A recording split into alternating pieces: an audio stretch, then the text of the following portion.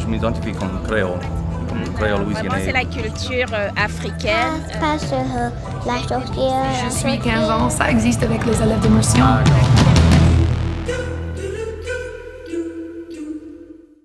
Je te quelqu'un, moi ici avec Monsieur Garret Graves. Bonjour, Mr. Garret Graves. Bonjour. So, I don't want to waste a lot of your time, but I'm really excited to talk to you today. So I will start off with a couple of questions and see where we go from there. Sounds good. First question: How do we make the census more accurate when it comes to the French and Creole speaking community in Louisiana?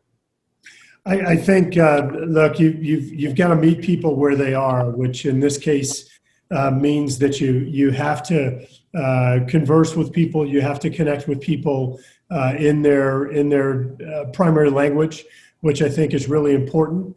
And I think you also have to make sure that you're actually connecting with people, especially those that otherwise may be somewhat ostracized by meeting them in a case where there's a foreign language or some other type of potential obstacle, finding other ways to interact. And as you know, in Louisiana, we have a number of different groups and associations where foreign speakers congregate. And so, you know, if for French, for example, do we work together with Codafil or an organization like that tries to sustain or promote French speakers in Louisiana? And so I think that those things are important. So again, it's the native language, and it's ensuring that you're connecting people through some of the associations in the case where those people otherwise may have some type of obstacle or hurdle to responding to census.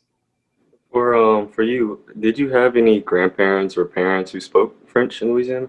I did have some. A little bit of a different background. So my mother's family is actually Lebanese, which of course does have French speakers there as well. And so a little bit different background there. But on my father's side, we did have French and German and Irish, which I'm not pretending that that's a different language. But so we did have a few speakers on both sides, foreign language speakers on both sides. And as you know, Ascension Parish is one of your constituencies. And in Ascension Parish, we have a company called LACre who is from France. And what do you think is the economic benefits to speaking and keeping French alive? Well, so LACre is, of course, just one of a number of French companies. And so I'm gonna go off on a quick little tangent. I actually worked together with the ambassador, the French ambassador to the United States. Worked with him to host a dinner at the embassy, at the ambassador's residence last year, where we invited a bunch of folks from Louisiana to sit down at his table at his residence, just interacting. And of course, we had some French speakers there, and we had some non-French speakers. We had people who were struggling with their first language of English. But you know, the deal is to answer your question. As you know, it's not just France. I mean, you have a number of African countries, Haiti in the Caribbean. There are a number of other nations that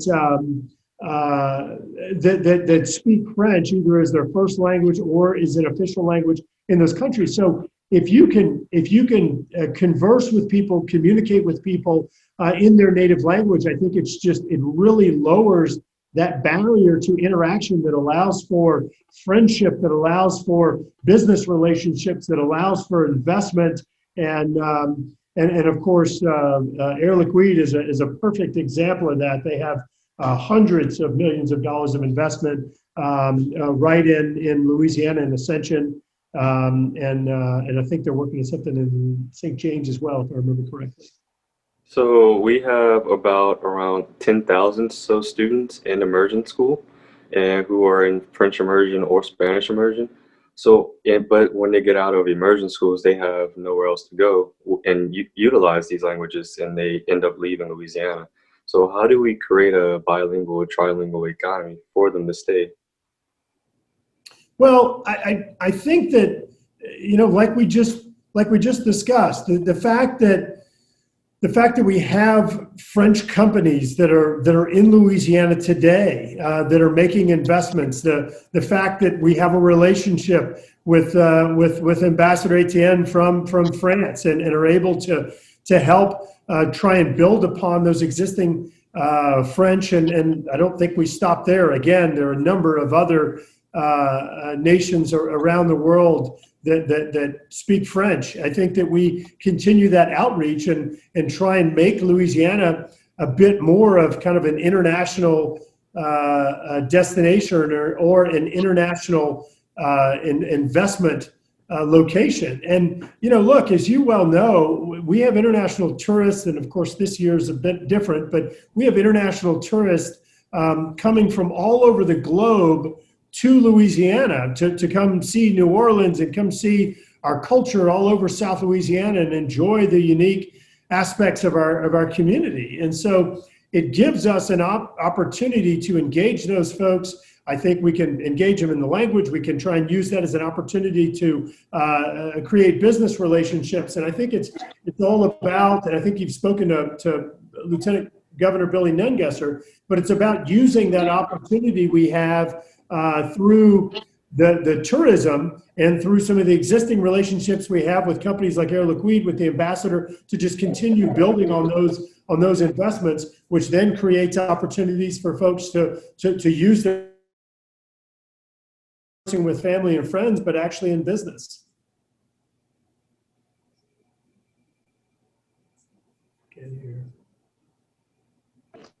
With that said, we have many places such as Arnoldville, such as Lower Plantation, such as West Baton Rouge Museum, who utilize bilingual signage, and mostly in French and in English.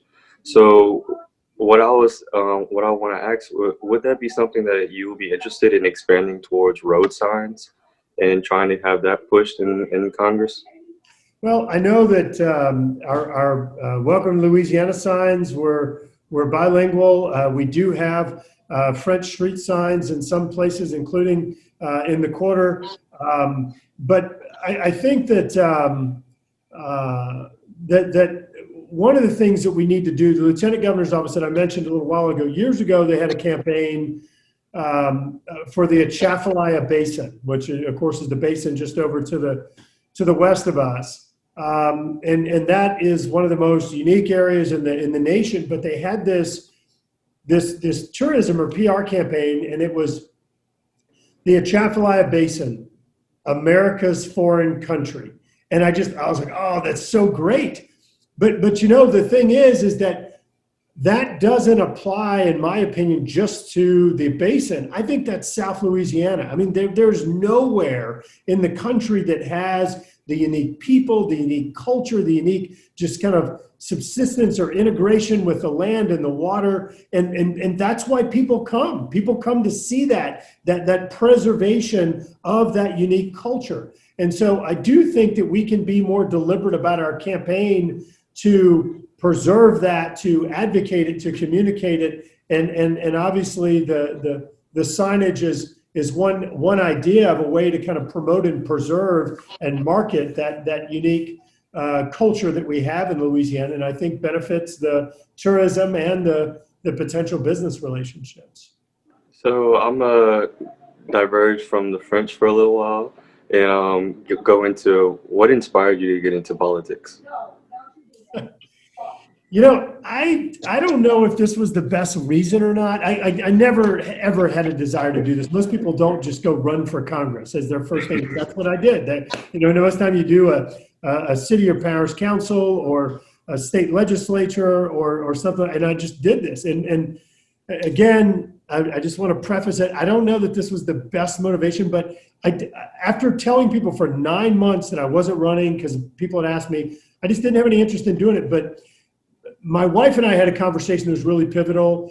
And I got to tell you, the major motivation was frustration. I was doing work where we had to work with the federal government a whole lot. And it just got to the point where every time we engaged the federal government, and this was largely the Corps of Engineers, they were an obstacle, not a partner. And it's not like we were trying to go out there and do something that was illegal or nefarious or unethical or environmentally destructive. We were trying to restore the coast. I mean, this is like motherhood and apple pie. I think everybody should be on board with it. You know, it's trying to restore our coastal wetlands, trying to protect our communities, trying to restore our ecosystem, trying to help out our fisheries and habitat. And the Corps stopping us and increasing cost. And this is crazy. It makes no sense. And just the fact that I didn't feel like we were really being represented. I didn't feel like the federal government was our partner. They felt like more of an opponent, and that shouldn't be the case. It's our government.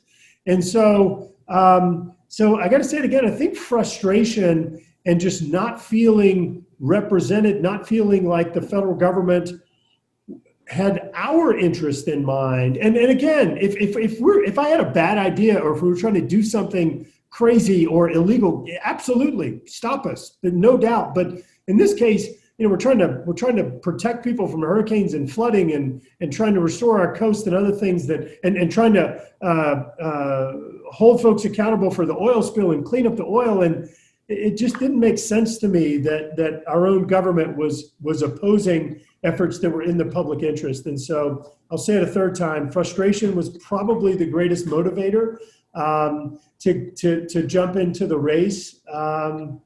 And that's why we did it. I mean, we have kids and really care about the future and the nation that they're going to inherit. What was it like leading up the Coastal Protection and Restoration Project?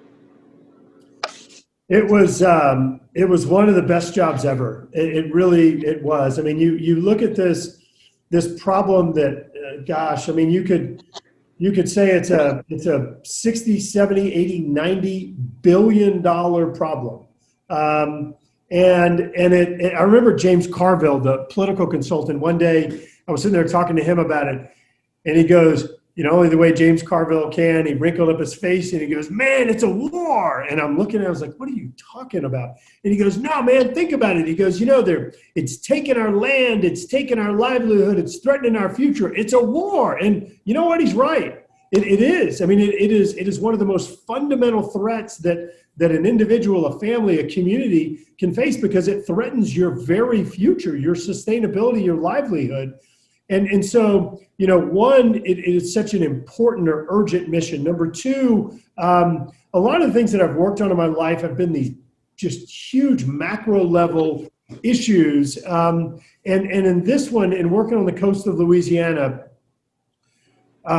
it was awesome in that we were able to create an entirely new state agency, blowing up like components of 5 different agencies and just putting together a new entity that was very efficient, agile, and just laser focused on the mission. And so we could go from, you know, 1 week to the next, actually seeing the progress and the improvement and how it helped our community, or it helped a family, and I don't know, that was the greatest thing, is just seeing the benefits of our work in very short time, and how it really improved the sustainability, or it even it provided a future for some of these families, communities, homes, businesses, and going back to our initial conversation, actually preserving our culture. Because I do think that if we continue down this path in Louisiana of letting this hurricane impact this area and this erosion impact this area, and you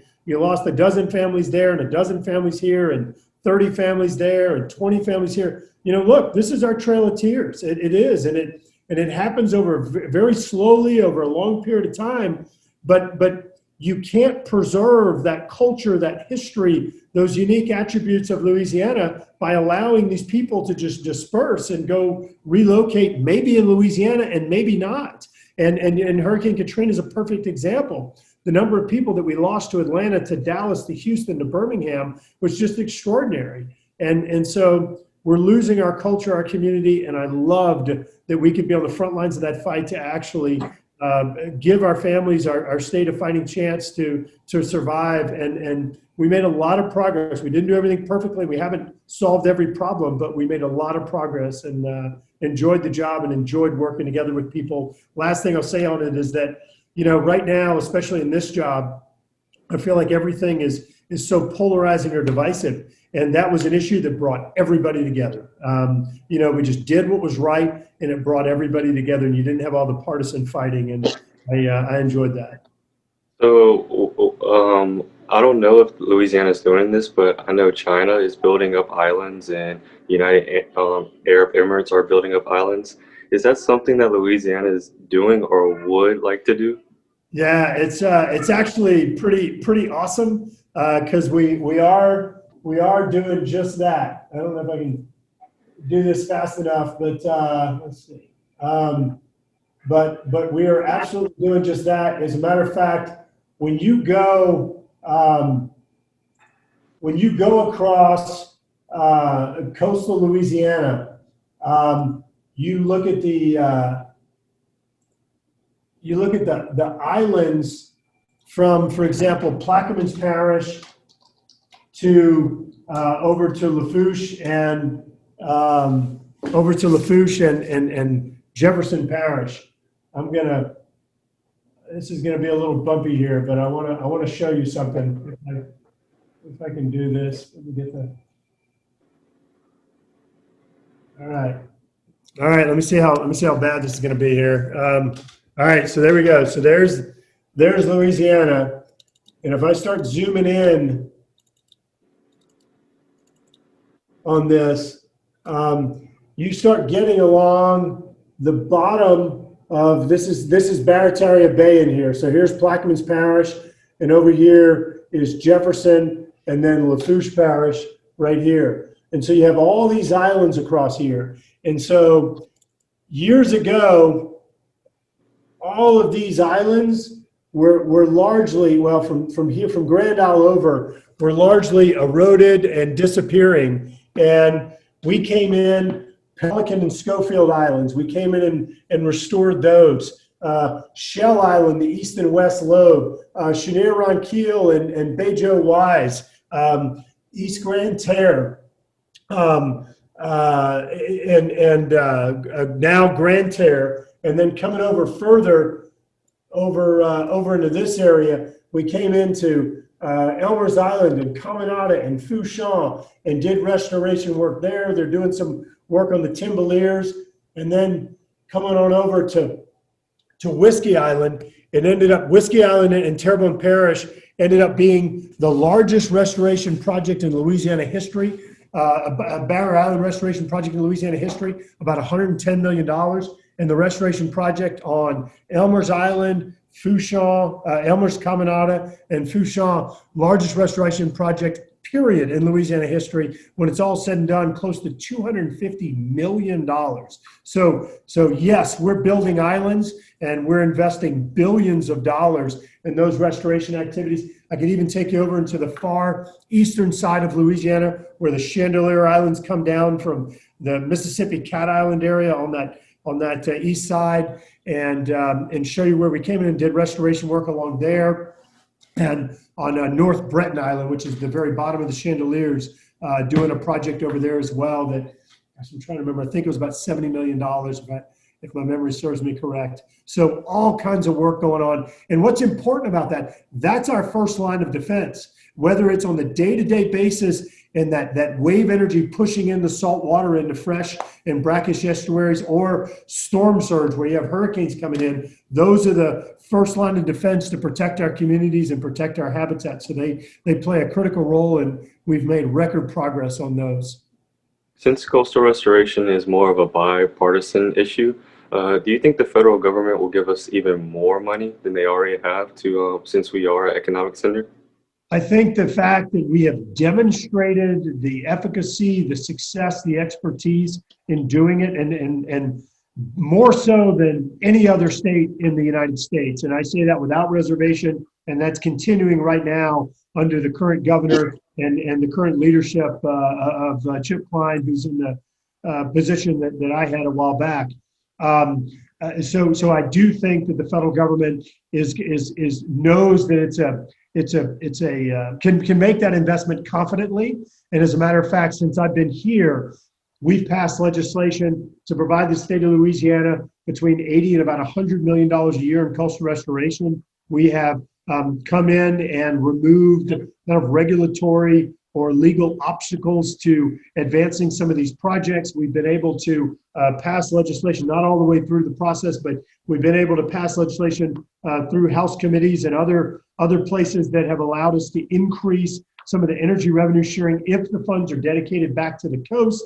And we've been able to get the state kind of debt forgiveness or flexibility, provided that they make investments back into the coast, to the tune of like $1.5 billion. So a lot of things have happened largely because of the state's expertise and the importance that the ports, the energy industry, and seafood play in terms of the national role. Now to switch the conversation back to French and languages. Right now, do you support French immersion schools?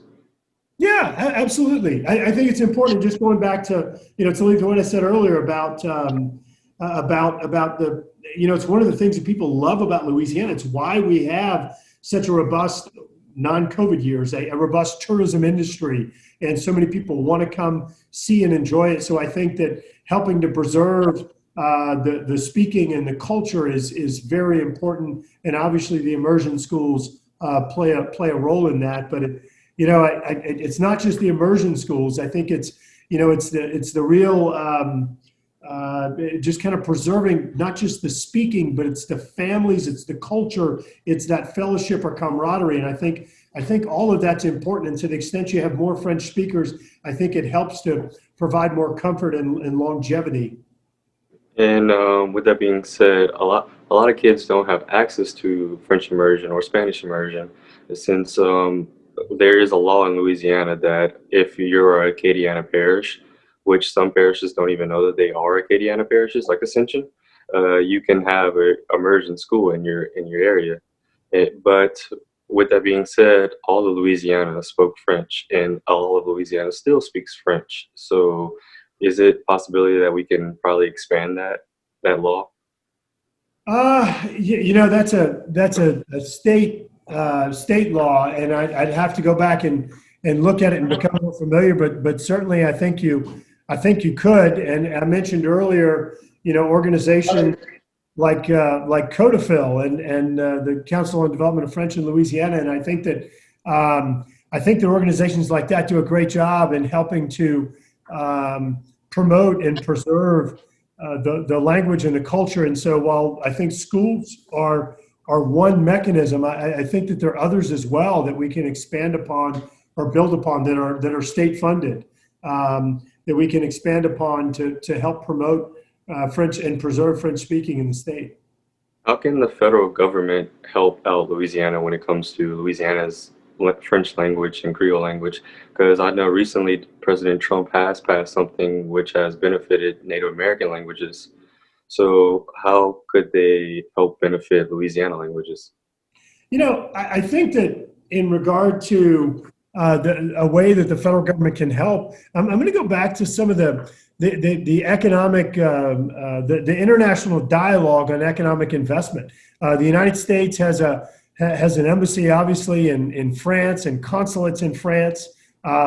We have the State Department that does a lot of work. We have the Department of Commerce that does a lot of work. I think that in addition to the education side, I think helping to connect the dots on that kind of natural relationship between Louisiana and France is something that really is within the federal government's wheelhouse, and an opportunity to build upon the relationship we have with the ambassador, the relationship that we have with French companies in Louisiana today. I think that's really, let me say it again, within the wheelhouse of the federal government to come in and help to promote those types of relationships, which of course builds upon the French speaking and the dialogue, the relationships that we have in Louisiana with French companies and French speaking individuals Belgium or other countries. As individuals in the government of Louisiana, how can we further make our state uniquely economically better or uniquely culturally better from the rest of the United States? So let me take the first one. Kind of the economics that goes somewhat into culture. Look, Louisiana is unique for a lot of reasons. One of the things we're unique for, or our just amazing strengths, is our natural resources. And whether it's fisheries, whether it's energy, whether it's the Mississippi River that a lot of people don't look at like a strategic natural resource, but it is. I mean, Louisiana has 5 of the top 15 ports in America. We're the top commercial seafood provider in the continental United States. We produce more offshore energy than all other offshore energy producing states combined times 4. I mean, we're blowing people away. We have the most productive value-added workforce in America. We have the lowest electricity rates in the country. You look at these things. If I'm an economic development guru, or I'm in charge of those things for Ascension Parish or for the state, other states would kill for those advantages we have.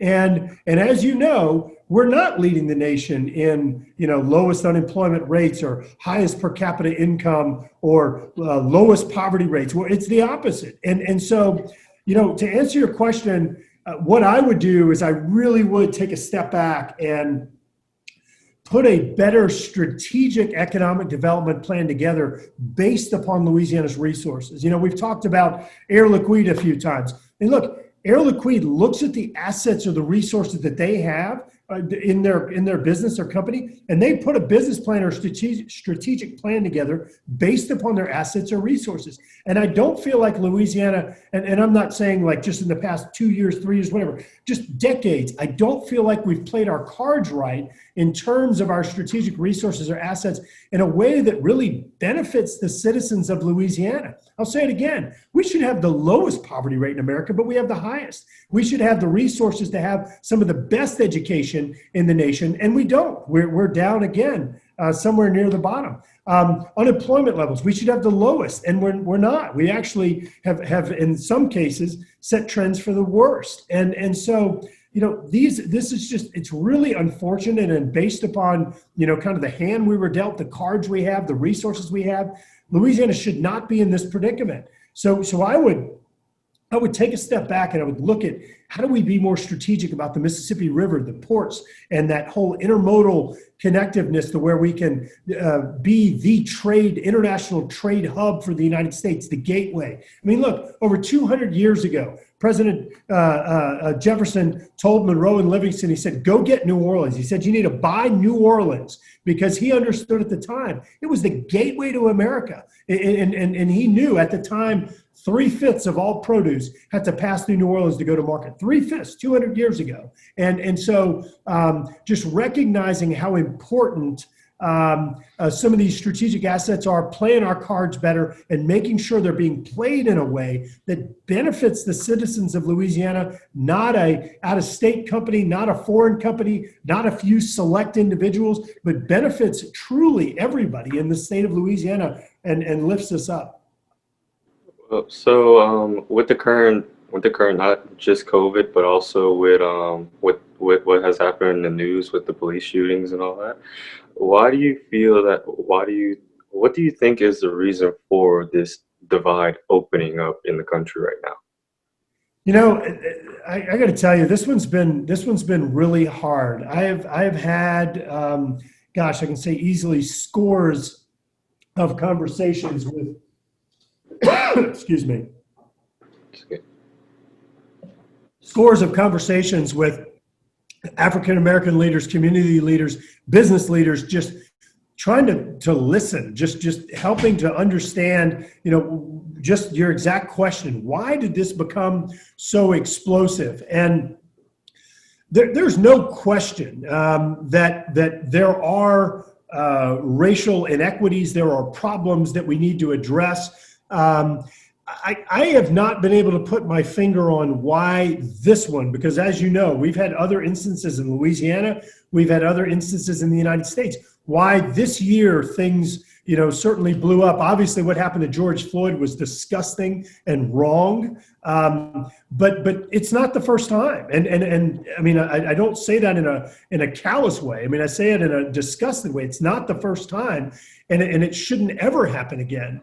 But what we've been doing is just trying to work together with African-American leaders, with community leaders, and trying to help to improve communication between different entities, or I'll even use the word factions in our community, and bringing us together. Just like we talked earlier about how you make, we sort of have a head start in those economic or business relationships if we can speak French, if we have that French culture preserved. Well, if we can improve relationships and interaction with different entities or factions within our own community, it does help to build relations. It helps to I think to educate one another, to address some of the inequity issues that need to be addressed. And I'll tell you, I think the federal government has a role. I think a lot of our federal social welfare programs are not designed to provide a pathway to prosperity or a way to lift someone up. I think they're designed in some cases to keep people down, to keep them in an impoverished state. And that is wrong. We're spending hundreds of billions of dollars annually in these programs. And this is something that I started working on before all this blew up. I started about 2 or 3 years ago working on these programs, because the reality is they're not working for the people that are paying for them, and they're not working for the people that are dependent upon them. Poverty shouldn't be a cycle that you inherit. It shouldn't. It should be a temporary place that has multiple exit ramps or resources or pathways to allow people to move to prosperity. And I think that is probably one of the larger sort of sources of frustration or motivation for what we're seeing now playing out. Obviously, I can't ignore the fact that, let me say it again, what happened to George Floyd, and there are other bad apples that are out there in the law enforcement community. We can't deny that, and that's why we've worked with Senator Tim Scott at the federal level to pass legislation to address some of those things. But I do believe, after all my work with law enforcement, that the far majority of those folks are good people that really do want to keep our community safe. But we need to make sure we get rid of the bad apples and have a good accountability mechanism in place to prevent those folks from ever rising up in the ranks or staying as law enforcement officers. And the last thing is, well, the last thing I'll mention, there are a lot of others, and we can talk about this all day, but one other thing you think about this, before I took this job, when did I interact with the police? I interacted with them if I got pulled over. I interacted with them if I did something wrong. And so, look, there's a innate fear. Oh gosh, I'm getting pulled over. Your heart stops, you start sweating, or a cop comes up to you in a store or whatever else. We need to work on that relationship to where it's not you interact with the police when something's wrong.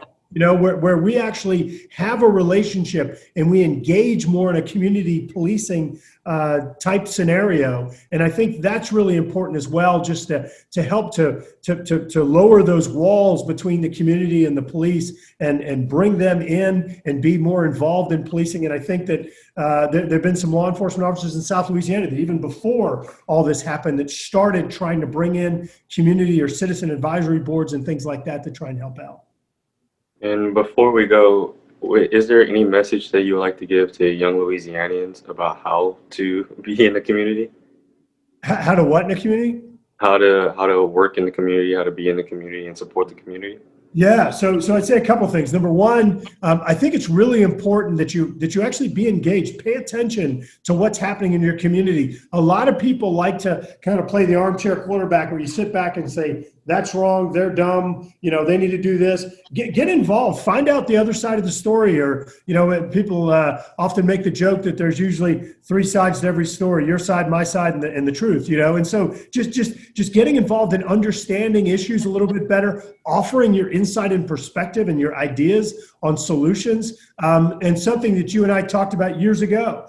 The decisions that are made today by government officials, people like you are going to have to live with the repercussions of those experiences, whether good or bad, for a longer period of time than I will, right? Just statistically, looking at life expectancy. The federal government, just for example, the month of June, we took in $240 billion, but we spent $1.1 trillion. You know who's paying that debt? You are, in your generation. And you know how much you're going to pay for it? Probably 5 times as much as we spent. And so being involved in decisions, whether it's a local level, the state or the national level, I think it's really important. And something else that, I talked about in that whole policing scenario is engaging other members of your community that you otherwise may not be engaging with. Like, don't let those walls, those proverbial walls, be there and separate us. Let's get to know those people, work with them, and make sure that we don't allow distance to become ignorance. Just if I'm not talking to them or engaging, I shouldn't be ignorant to the needs, to the priorities, and vice versa. And so I think that that's really important as well. Well, thank you for taking the time out of your day to sit down and talk with me.